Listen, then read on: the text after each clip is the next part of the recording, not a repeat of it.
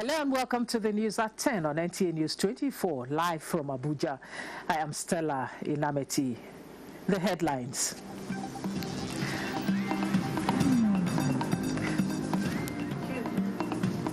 Quest for credible polls. Senate passes Electoral Act Amendment Bill 2026. Proposes 5 million naira fine for electoral offenders. Federal government reassures provision and installation of prepaid electricity meters remain free.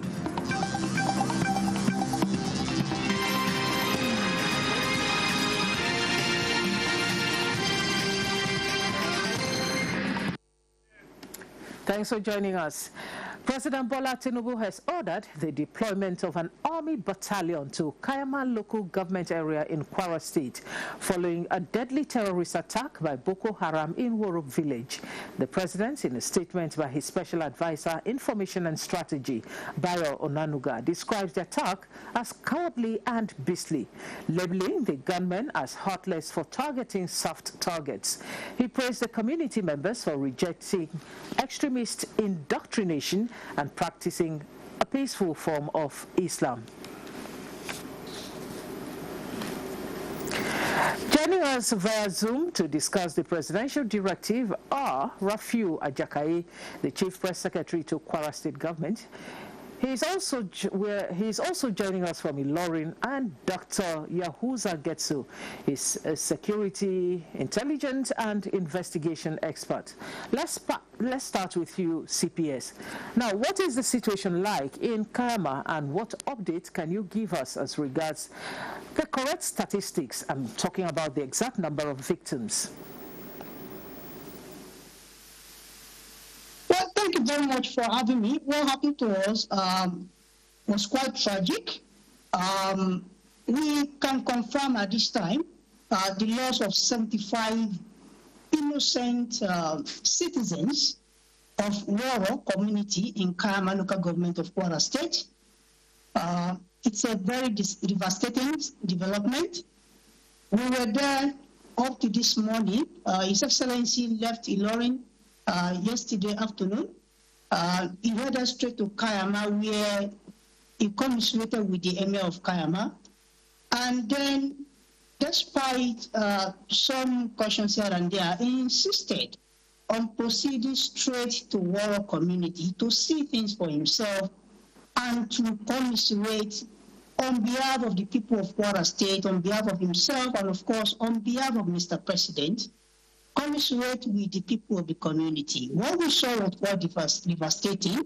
The people we are talking about here are animals in human skin. They both targeted innocent civilians just because they refused to join their extremist ideology. These people were killed were majorly Muslims, practicing Muslims who have been Muslims all of their lives, and then some people came asking them to join that ideology. Between that, and when the people insisted on respecting law and the Constitution of the Federal Republic of Nigeria, all they got, unfortunately, the price they paid was their life. His Excellency was there to reassure of Kayama and the people of Woro and neighboring communities that the government will push to them the approval of the president for the deployment, immediate deployment of another battalion of soldiers to ensure that some things do not happen in the axis. As I speak to you, we got there, we got to Kayama about 9:30 p.m. and we left Kayama town at about 11, and we headed straight to Woro. We were there until around 2:30 a.m. this morning, basically moving around, seeing things for ourselves. We saw a lot of things there, and of course, we already saw heavy deployment of security forces, many APCs and some other heavy machineries deployed by the military.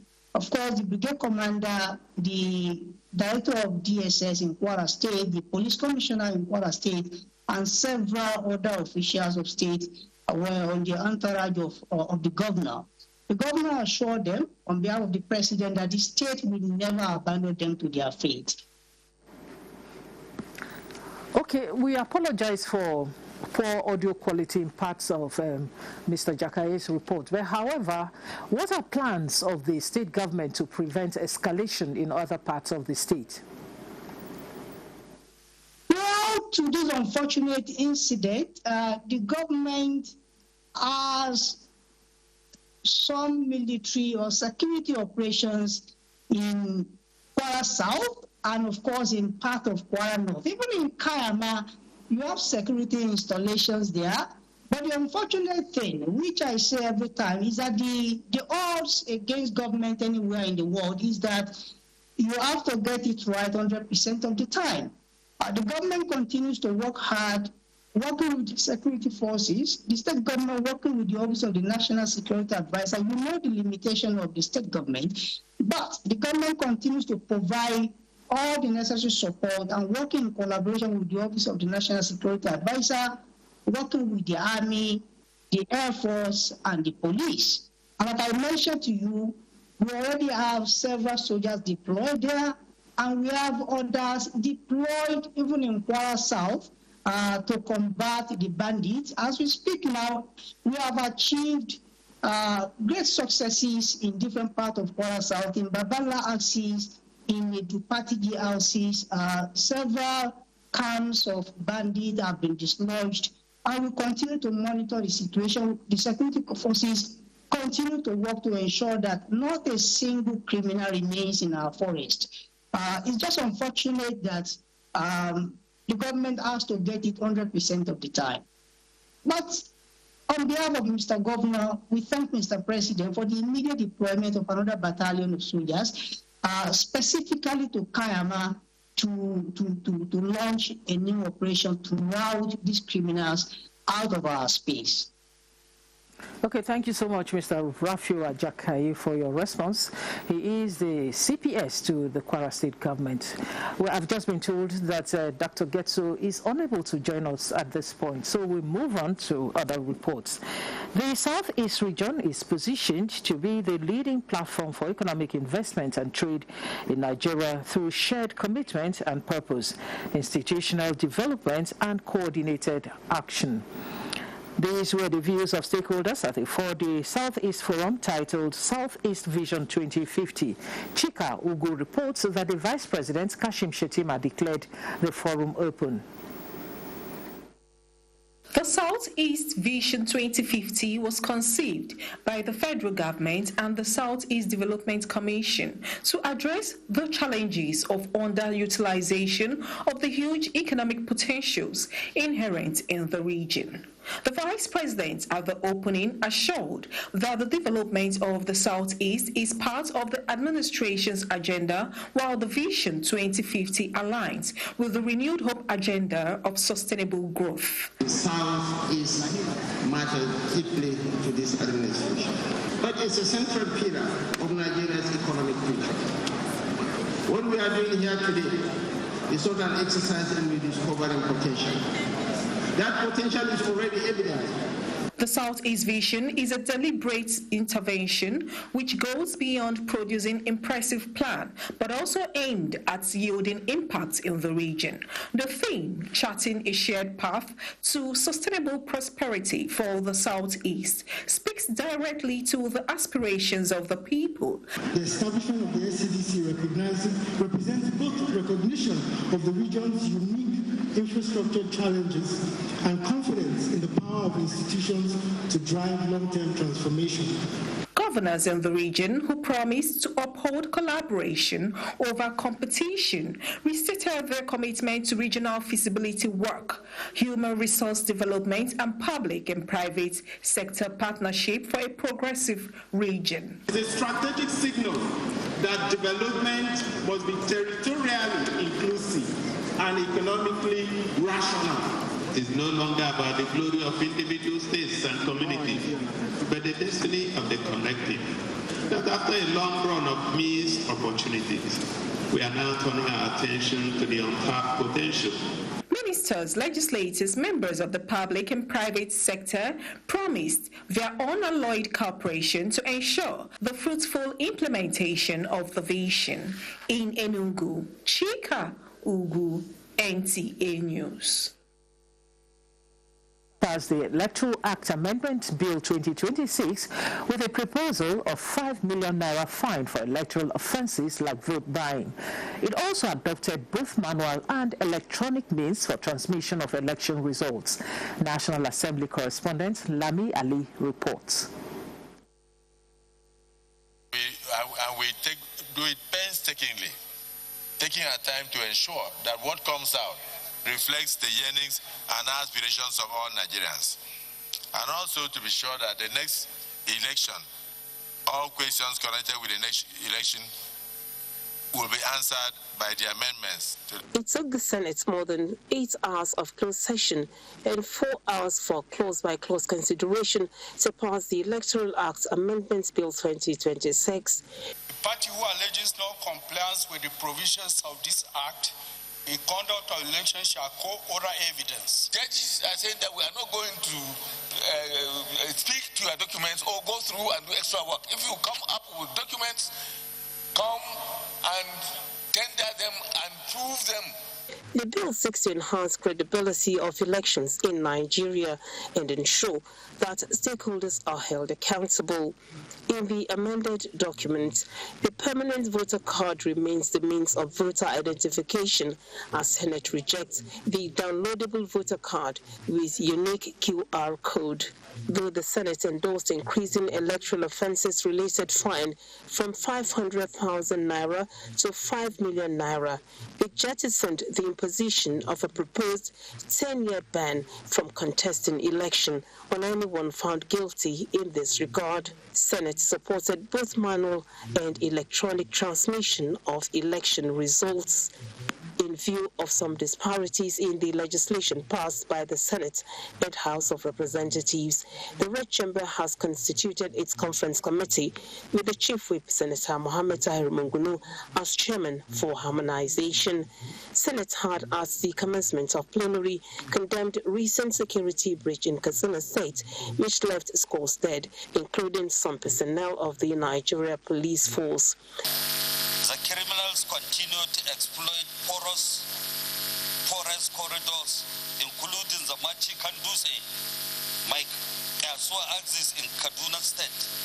People are unable to engage in their agricultural activity and therefore negatively impacting on food security of the country.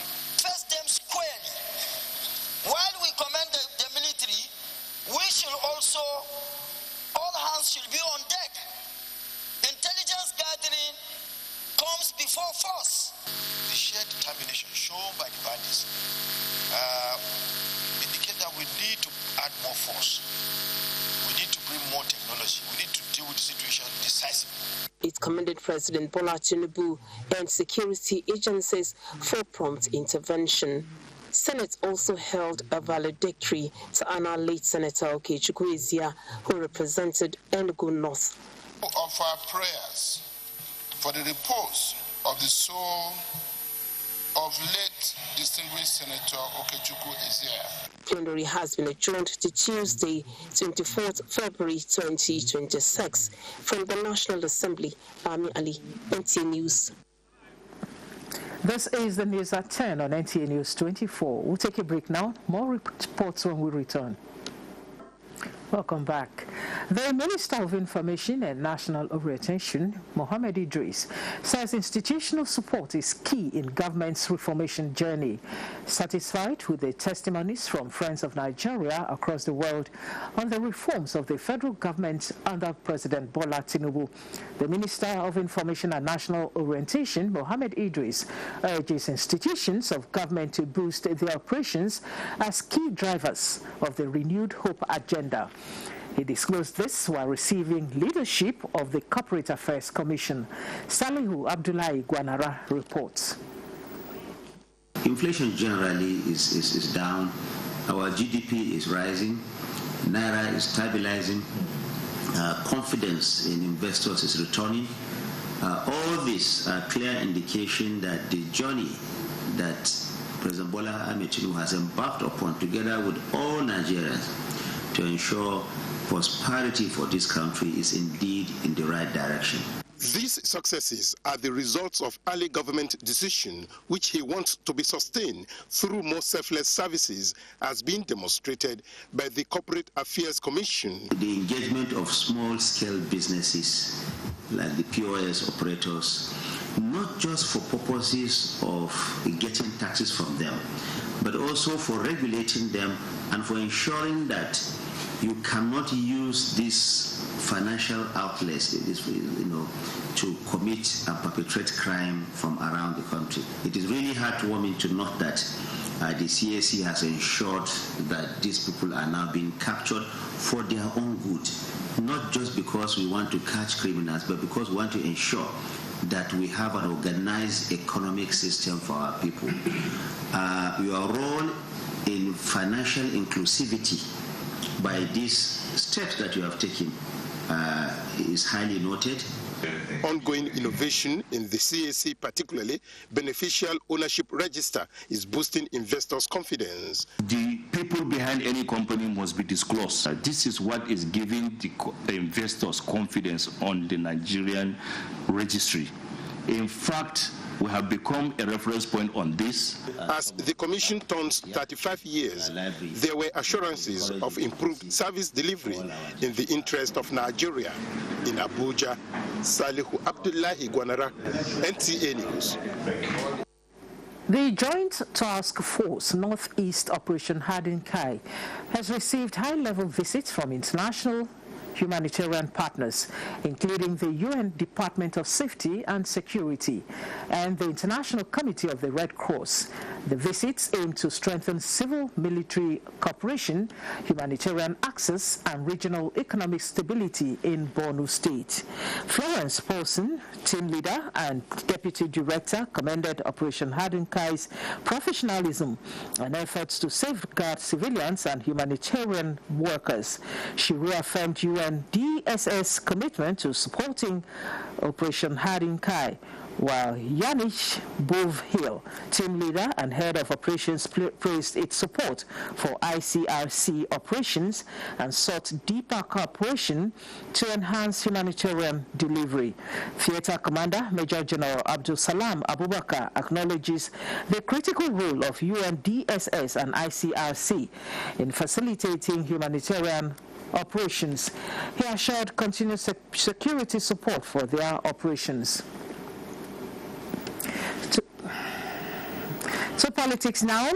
INEC is seeking the support of the civil society organizations and the media for credible polls. This was at separate meetings with members of the civil society and media organizations at the first quarterly consultative meeting for 2026. Timothy Yusuf reports. The first quarterly consultative meeting of 2026 with civil society organizations. Discussions focused on preparations for the FCT area council polls, Ekiti and Osun governorship elections, and the 2027 general election. Other key areas of focus are continuous voter registration, collection of PVCs by eligible voters in the FCT, political parties registration, and by-elections in some state constituencies. In all, INEC is seeking the support of the civil society organizations in urging the National Assembly to finalize all processes towards the amendment of the Electoral Act to enable the Commission release timetable for the 2027 general election. We have concern for the 2027 election, and I think that the conversation in this room will be heavy on that and what needs to be done. As we look towards the 2027 election, it is imperative that we remain vigilant and proactive. We must prepare for a seamless electoral process that embodies the ideals of democracy, justice, and inclusivity. This is a collective responsibility A similar consultative meeting was also held with representatives of media organizations. The election management body solicited the cooperation of the media towards the conduct of free, fair and credible elections, as well as deepening the nation's democracy. The Commission remains committed to openness and accountability. However, let me remind you that the strongest electoral system can be undermined by misinformation, misinterpretation, deliberate distortion and false information, manipulations and interference. We therefore urge you to promote accurate reporting at all times.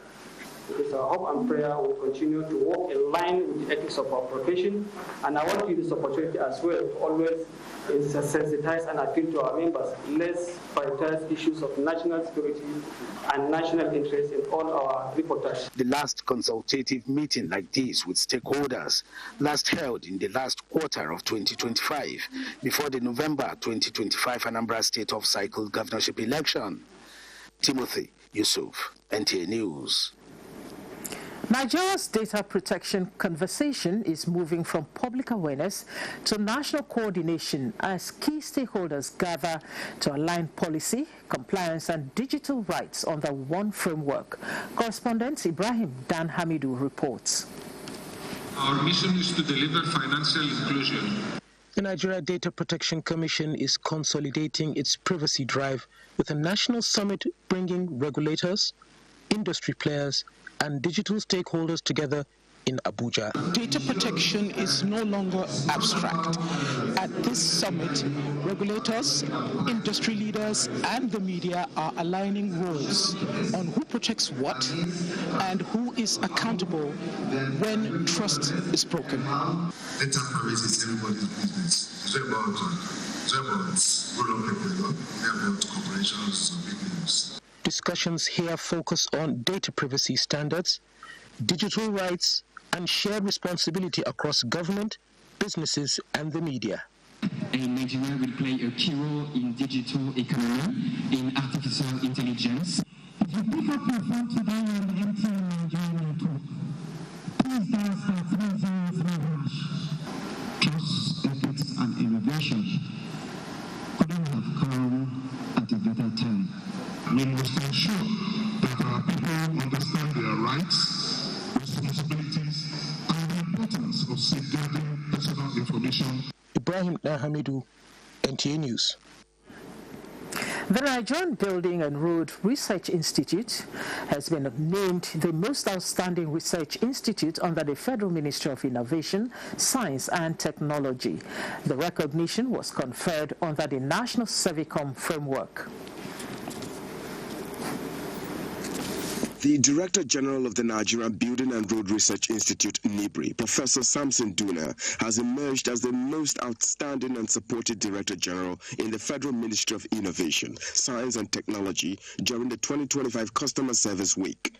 The prestigious Servicom Award was presented by the Deputy Director, Reform Coordination, Service Improvement and Innovation, Ekbo Emma, who commended Professor Duna's exemplary leadership in strengthening service delivery standards, improving stakeholder satisfaction, and institutionalizing accountability, transparency, and performance across the institute. She noted that the Director General's leadership aligns with the renewed hope agenda of President Bola Ahmed Tinubu, particularly in the areas of infrastructure, innovation, research-driven development, and citizen-focused public service. According to her, the recognition reflects deliberate reforms undertaken at NIBRI to reposition it as a responsive and result-oriented research institution. Responding, Professor Samson Duna expressed appreciation for the honor and dedicated the award to the management and staff of NIBRI, describing it as a collective achievement driven by teamwork, discipline, and a shared commitment to excellence. He reaffirmed the Institute's resolve to deepen ongoing reforms, enhance service standards, and deliver innovative solutions to meet Nigeria's infrastructure needs. Justin Bemunyi, NTA News. 515 undergraduate students of Nasarawa State University, KEFI, have benefited from the 2025 scholarship scheme instituted by Presidential Liaison Officer Ambassador Yakubu Musa as part of his efforts to support academic excellence for socioeconomic growth in the country. Blessing Danfulani reports that the PLO also promised to secure pensionable jobs to the beneficiaries who graduate with first class. The scholarship scheme, initiated in 2024 by Ambassador Yakubu Musa, the liaison officer to President Bola Ahmed Tinubu, is geared towards supporting and encouraging education for national growth and development. The benefactor, Ambassador Musa, believes education leads to positive changes, hence his modest contribution.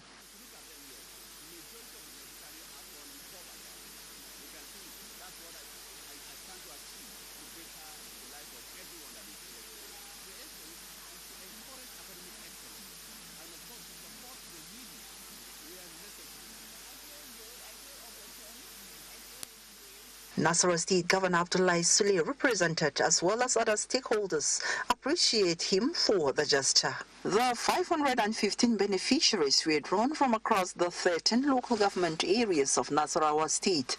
A sum of 150,000 was disbursed each to students with 4.50 or above CGPA, while students with 3.00 to 4.49 were awarded 100,000 naira each. Blessing Fulani, NTA News. And that concludes the news at 10 on NTA News 24. Thanks for watching. I am Stella Inameti.